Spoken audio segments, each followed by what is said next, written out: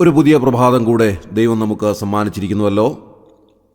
ഈ പ്രഭാതത്തിൽ ഉണരുവാനും ദൈവസന്നിധിയിലേക്ക് അടുത്തു വന്ന് നമ്മുടെ ആയുസ്സിനെ ദീർഘമാക്കി തന്ന ആ വലിയവനായ കർത്താവിന് നന്ദി പറയുവാനും ഒരു വിലയേറിയ അവസരം കൂടെ സമ്മാനിച്ചിരിക്കുന്നതോർത്ത് ദൈവത്തിന് നന്ദിയോടെ സ്തോത്രം ചെയ്യുന്നു.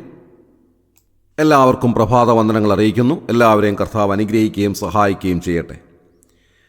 വല്ലാത്തൊരു കാലഘട്ടത്തിലൂടെയാണല്ലോ നാം കടന്നു പോകുന്നത്. ലോകം മുഴുവനും നോക്കിയാൽ സമാധാനമൊന്നുമില്ലാത്ത, എപ്പോഴും പ്രശ്നം നിറഞ്ഞു നിൽക്കുന്ന, അടുത്ത നിമിഷം എന്താണ് സംഭവിക്കുന്നത് എന്ന് വല്ലാതെ വേവലാതിപ്പെടുന്ന ഒരു ലോക സാഹചര്യത്തിലാണല്ലോ നാം ജീവിക്കുന്നത്. എവിടെ നോക്കിയാലും പ്രശ്നങ്ങളാണ്. നാളിതുവരെ കണ്ടിട്ടില്ലാത്ത അനവധിയായ പുതിയ പുതിയ പ്രശ്നങ്ങൾ സമൂഹത്തിൽ ഉളവായി വരുന്നു. പ്രത്യേകിച്ച് കുഞ്ഞുങ്ങളുടെ ഇടയിൽ മുൻപെങ്ങും കണ്ടിട്ടില്ലാത്ത നിലയിലുള്ള സ്വഭാവ വ്യതിയാനങ്ങൾ കണ്ടു തുടങ്ങുന്നൊരു കാലഘട്ടത്തിലാണല്ലോ നാം ജീവിക്കുന്നത്. എല്ലാവരുടെയും ജീവിതത്തിലുണ്ട് ഓരോരോ പ്രശ്നങ്ങൾ. അത് കുട്ടികളുടെ ആയിരുന്നാലും യുവാക്കളിലായിരുന്നാലും പ്രായമുള്ളവരിലായിരുന്നാലും എല്ലാവരിലും അവരവരുടേതായിട്ടുള്ള ഒരുപാട് പ്രശ്നങ്ങളുണ്ട്. പഴയ കാലത്ത് കൂട്ടുകുടുംബ വ്യവസ്ഥിതി ഉണ്ടായിരുന്നത് കൊണ്ട് ഓരോ കാര്യങ്ങളും ഒരു കുടുംബത്തിൽ സംഭവിക്കുമ്പോൾ അതിലെല്ലാവരും ഭാഗഭാക്കുകളാകുമായിരുന്നു. ഒരു പ്രശ്നം എല്ലാവരുടെയും പ്രശ്നമായി തീരുമായിരുന്നു. അങ്ങനെ അതിന് പരിഹാരം കണ്ടെത്തുന്നതിലും എല്ലാവരും സംബന്ധിക്കുകയും സഹകരിക്കുകയും ചെയ്യുമായിരുന്നു. പക്ഷേ ഈ അണുകുടുംബ വ്യവസ്ഥയിൽ ഇന്ന് ഒരാളുടെ പ്രശ്നങ്ങൾ മറ്റൊരാൾ അറിയുന്നില്ല. അത് അവരവരുടെ സ്വകാര്യമായ കാര്യങ്ങളാണ്. അങ്ങനെ പ്രൈവസി എന്ന് പറയുന്നത് ഒരു വലിയ ഫാക്റ്റായി നമ്മുടെ മുൻപിലുള്ളത് കൊണ്ട് ഒരു പക്ഷെങ്കിൽ നമ്മുടെ കാര്യങ്ങൾ മറ്റൊരാൾ അറിയണമെന്നില്ല, നമ്മുടെ കുടുംബത്തിലുള്ളവർ പോലും അറിയണമെന്നില്ല. അങ്ങനെ അവരവരുടേതായ പ്രശ്നങ്ങൾക്ക് അവരവർ തന്നെ പരിഹാരം കണ്ടെത്താൻ ശ്രമിക്കുന്നു. ചില പ്രശ്നങ്ങൾ പരിഹരിച്ചെന്നിരിക്കാം, ചിലത് പരിഹരിക്കാൻ സാധിക്കാതെ അവരെ വല്ലാതെ തളർത്തിയെന്നിരിക്കാം. അങ്ങനെയാണ് പലരും ആത്മഹത്യകളിലേക്ക് പോകുന്നത്. അടുത്ത സമയത്തുണ്ടായ പല ആത്മഹത്യകളും നോക്കുമ്പോൾ അവരുടെ ജീവിതത്തിൽ അവർ നേരിട്ടതായ പല വലിയ പ്രശ്നങ്ങൾക്കും പരിഹാരം കണ്ടെത്തുവാൻ അവർക്ക് സാധ്യമായിരുന്നില്ല എന്നുള്ളതിൻ്റെ വ്യക്തമായ തെളിവുകളായി ഈ ആത്മഹത്യകൾ അവശേഷിക്കുന്നു എന്നുള്ളത് കണ്ടെത്തുവാൻ കഴിയും. നാം ലോക മനുഷ്യരെപ്പറ്റി ഇങ്ങനെ പറയുന്നുവെങ്കിലും വിശ്വാസികളെപ്പറ്റി പറയുമ്പോഴും ഇതേ നിലയിൽ തന്നെ ചിന്തിക്കേണ്ടതായിട്ടുണ്ട്. വിശ്വാസികളിലും ഒരുപാട് പ്രശ്നങ്ങളുണ്ട്. നമ്മൾ വിചാരിക്കുന്നത് വിശ്വാസികളായിട്ടുള്ളവർക്ക് ഈ പറയപ്പെട്ട പ്രശ്നങ്ങളൊന്നും ഉണ്ടാകുന്നില്ല എന്നൊക്കെയാണ്. പക്ഷേ അങ്ങനെയല്ല.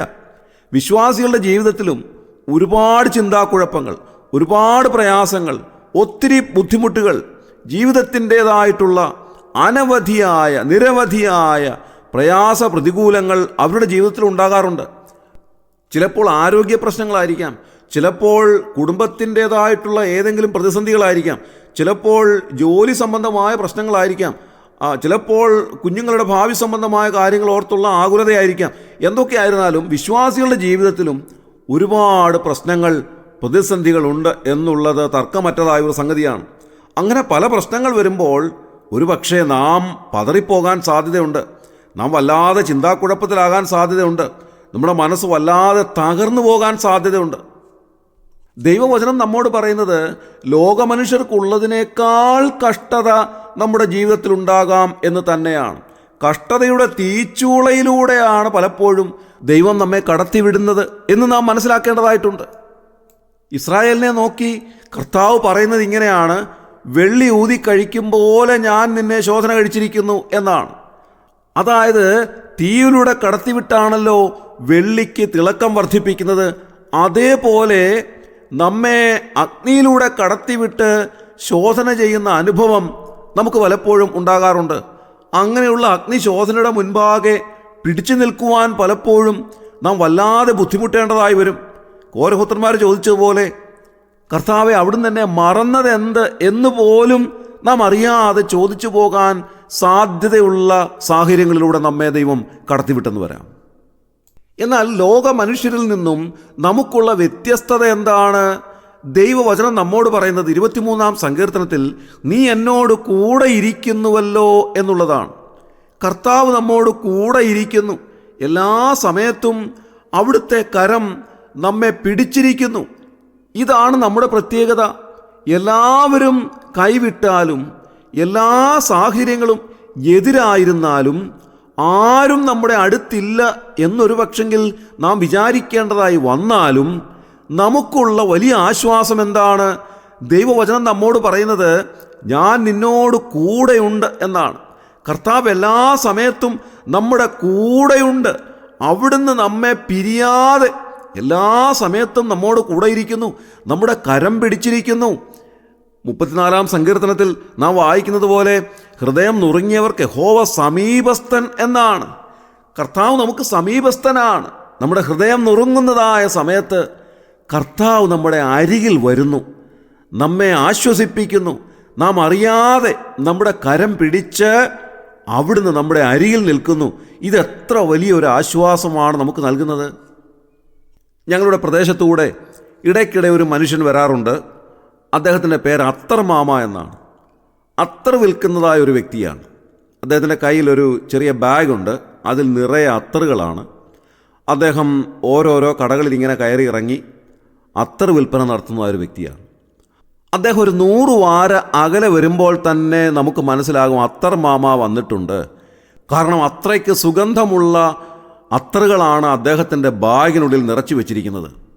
ഹൃദയം നുറുങ്ങിയവർക്ക് യഹോവ സമീപസ്ഥൻ എന്ന് പറയുമ്പോൾ നമ്മുടെ ജീവിതത്തിൽ കർത്താവിൻ്റെ സാന്നിധ്യം അനുഭവിക്കുന്ന ചില ലക്ഷണങ്ങൾ കാണുവാൻ നമുക്ക് സാധിക്കും എന്നുള്ളത് ഓർപ്പിക്കുവാൻ ഞാൻ ഇന്ന് രാവിലെ ആഗ്രഹിക്കുന്നു. വിവിധ കാരണങ്ങളാൽ നാം വല്ലാതെ തളരുമ്പോൾ, നാം വല്ലാത്ത ക്ഷീണാവസ്ഥയിലാകുമ്പോൾ, നാം വല്ലാതെ മാനസിക വ്യഥ അനുഭവിക്കുമ്പോൾ ഒരു ദൈവ പൈതലാണെങ്കിൽ കർത്താവിൻ്റെ സാന്നിധ്യം കൂടുതലായി നമുക്ക് അനുഭവപ്പെടുന്ന ഒരുപാട് കാര്യങ്ങൾ നമ്മുടെ ജീവിതത്തിൽ നമുക്ക് കണ്ടെത്തുവാൻ സാധിക്കും. ഒരുപക്ഷെ നാം അറിയാത്ത, അതുവരെ കണ്ടിട്ടില്ലാത്ത ചിലരെ ദൈവം നമുക്ക് പരിചയപ്പെടുത്തി തരും.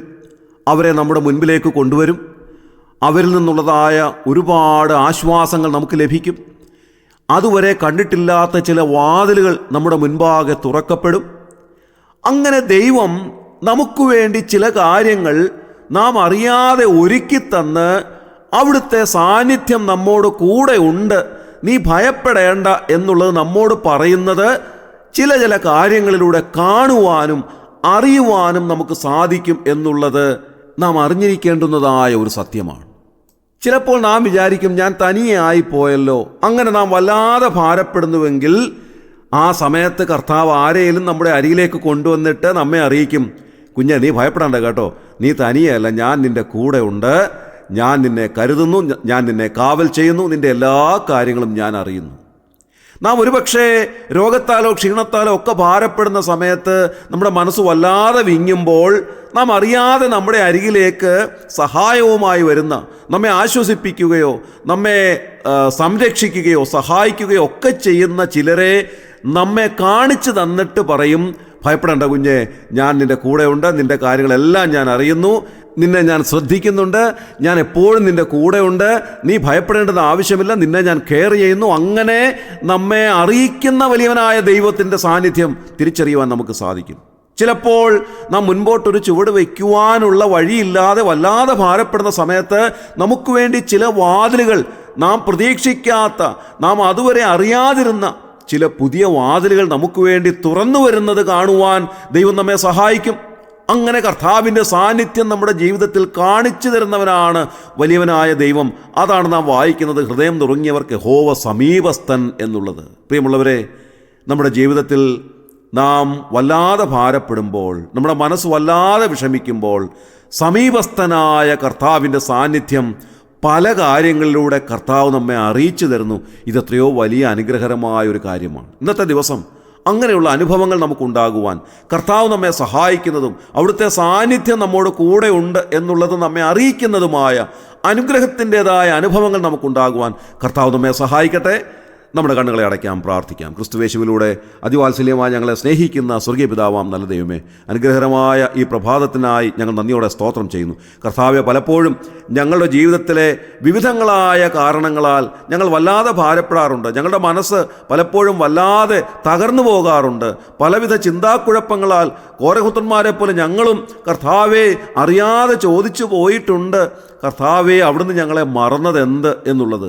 എന്നാൽ അവിടുന്ന് ഞങ്ങളുടെ ജീവിതത്തിൽ എല്ലാ സമയത്തും ഞങ്ങളോട് കൂടെയുണ്ടെന്നും ഞങ്ങളെ കരുതുന്നുവെന്നും അവിടുത്തെ സാന്നിധ്യത്താൽ ഞങ്ങളെ സഹായിക്കുന്നുവെന്നും ഞങ്ങളുടെ മുൻപാകെ അനുഗ്രഹത്തിൻ്റെ വാതിലുകൾ അവിടുന്ന് തുറന്നു തരുന്നു എന്നുള്ളതും ഞങ്ങളെ ബോധ്യപ്പെടുത്തി തരുന്ന അവിടുത്തെ വഴികൾക്കായി ഞങ്ങൾ നന്ദി നിറഞ്ഞ ഹൃദയത്തോടെ സ്തോത്രം ചെയ്യും. ഇന്നത്തെ ദിവസം കർത്താവെ ഞങ്ങളെ എല്ലാവരെയും അനുഗ്രഹിച്ചാട്ടെ. ഈ ശുശ്രൂഷയിൽ സംബന്ധിക്കുന്ന എല്ലാവരെയും അവിടുന്ന് അനുഗ്രഹിക്കണമേ. അവരുടെയൊക്കെ ഓരോരോ പ്രശ്നങ്ങളുടെ മുഖത്ത് കർത്താവെ ഇന്നത്തെ അവിടുത്തെ സാന്നിധ്യം അവർക്ക് ഗ്രഹിക്കുവാൻ തക്കവണ്ണം അവരുടെ മുൻപാകെ വഴികളെ തുറന്നു കൊടുത്തവരെ സഹായിക്കണമേ എന്ന് പ്രാർത്ഥിക്കുന്നു. അവരെ ആശ്വസിപ്പിച്ചാട്ടെ, സഹായിച്ചാട്ടെ, ധൈര്യപ്പെടുത്തിയാട്ടെ. അവിടുന്ന് അങ്ങനെ ചെയ്തതിനായി ഞങ്ങൾ നന്ദി പറയുന്നു. ഞങ്ങളുടെ പ്രാർത്ഥന കേട്ടിരിക്കിയാൽ സ്തോത്രം. ഞങ്ങളുടെ കർത്താവിൻ്റെ രക്ഷിതാവുമായ യേശു ക്രിസ്തുവിൻ്റെ ധന്യമായ നാമത്തിൽ തന്നെ ആമേൻ.